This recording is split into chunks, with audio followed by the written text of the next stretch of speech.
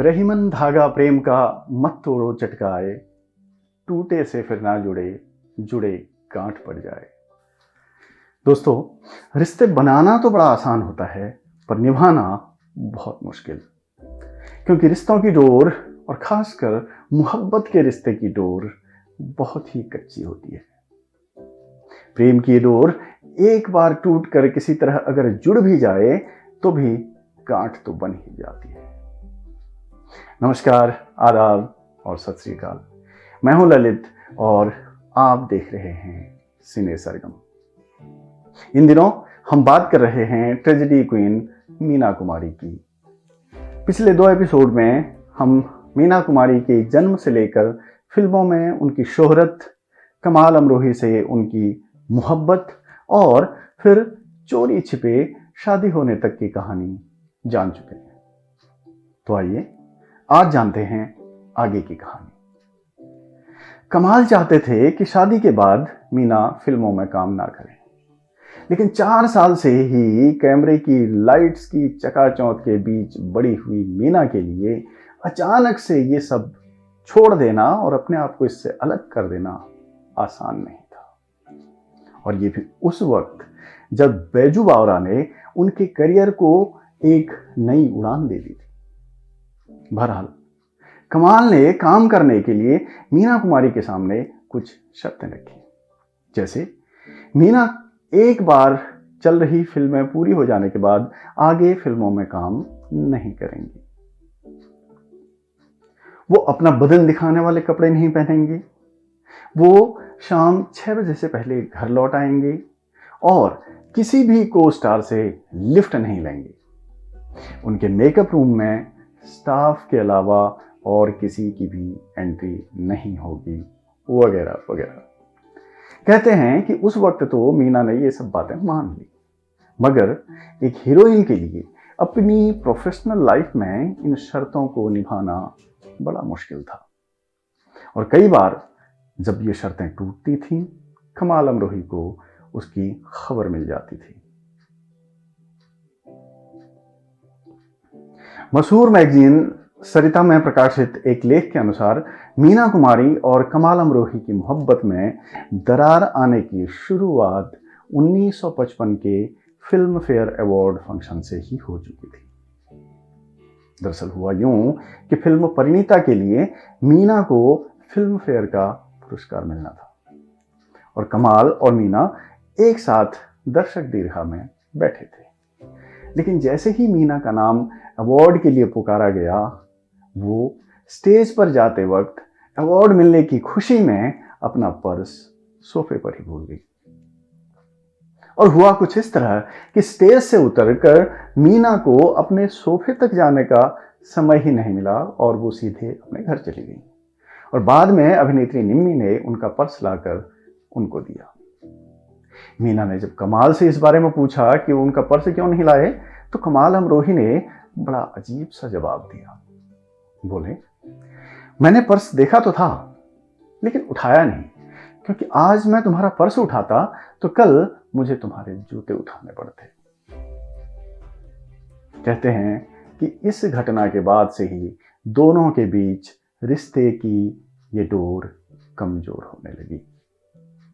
मीना सफलता की जितनी सीढ़ियां चढ़ जा रही थी, कमाल और उनके बीच की दूरी उतनी ही बढ़ती जा रही थी। कहा जाता है कि 1953 में आई हुई परिणीता और 1957 में रिलीज हुई शारदा ने मीना की छवि लोगों में एक देवी की बना दी थी और लोग उनकी तस्वीर की पूजा तक करने लगे थे। कुछ लोग तो इतने दीवाने थे कि उन्होंने उनके बालों से ताबीज तक बनवा लिए थे। मीना की बढ़ती लोकप्रियता और स्टारडम धीरे धीरे उनकी निजी जिंदगी पर असर डालने लगा था। जिस भी पार्टी या फंक्शन में कमाल और मीना साथ साथ जाते, वहां मीना को हमेशा ही ज्यादा तवज्जो मिलती और कमाल को मीना से कम तवज्जो मिलना खटकने लगा था। और मीना के बीच मनमुटाव की एक बड़ी वजह यह भी थी कि मीना ने कथित रूप से अबॉर्शन करवा लिया था।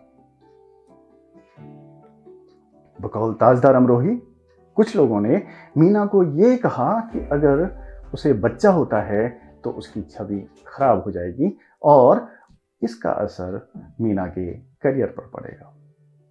और पहले से ही तिलमिलाए कमाल के ऊपर ये एक और चोट थी। इस बात से कमाल बहुत नाराज हो गए। एक बार सोहराब मोदी ने अपनी फिल्म के प्रीमियर में मीना कुमारी और कमाल अमरोही दोनों को बुलाया। इस फंक्शन में महाराष्ट्र के राज्यपाल को चीफ गेस्ट के रूप में बुलाया गया था।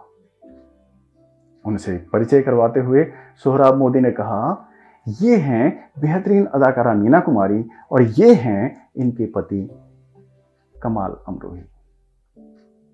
सोहराब मोदी द्वारा मीना के पति के रूप में तारुफ करवाया जाना कमाल को नागवार गुजरा।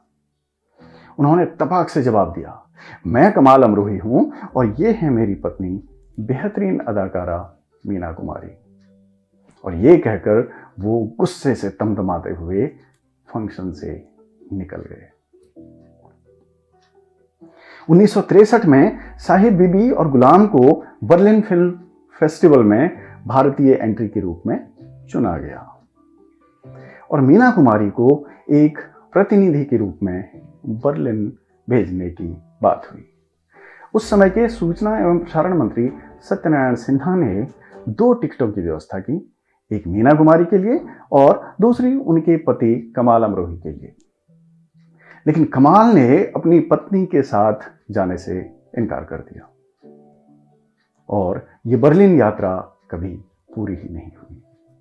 इन सब बातों का नतीजा ये हुआ कि दोनों के बीच की दरार धीरे धीरे खाई में तब्दील होने लगी और जिस खूबसूरत रिश्ते को बनाने के लिए दोनों ने न जाने कितने पापड़ बेले थे, वही रिश्ता अब दरकता जा रहा था और दोनों के लिए दिनों दिन बोझिल होता जा रहा था।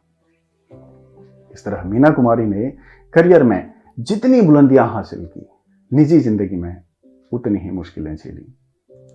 अपनी पैदाइश से लेकर जिंदगी की आखिरी सांस तक खुशियां उनसे बस आंख में चौली ही खेलती रही। जब भी कामयाबी का जश्न मनाने का मौका आता, तभी कोई ना कोई ऐसा हादसा हो जाता कि जश्न की सारी तैयारियां धरी की धरी रह जाती। कमाल और उनकी इस कहानी में और क्या क्या हुआ और इसका अंजाम आखिर क्या हुआ, इसके अलावा मीना की जिंदगी में और क्या क्या हुआ, इस तरह के और भी कई सवालों के जवाब हम जानेंगे अपने अगले एपिसोड में। तब तक आप हंसते रहिए, मुस्कुराते रहिए, अपना और अपने चाहने वालों का ख्याल रखिए और साथ ही इस एपिसोड को लाइक करना मत भूलिए। और हाँ, अगर आपने अभी तक चैनल सब्सक्राइब नहीं किया है तो प्लीज़ चैनल ज़रूर सब्सक्राइब कीजिए। अगले एपिसोड में मीना कुमारी की ज़िंदगी से जुड़ी कुछ और मज़ेदार घटनाओं के साथ फिर आपसे रूबरू होंगे। तब तक के लिए शुभ रात्रि, गुड नाइट, शब ख़ैर।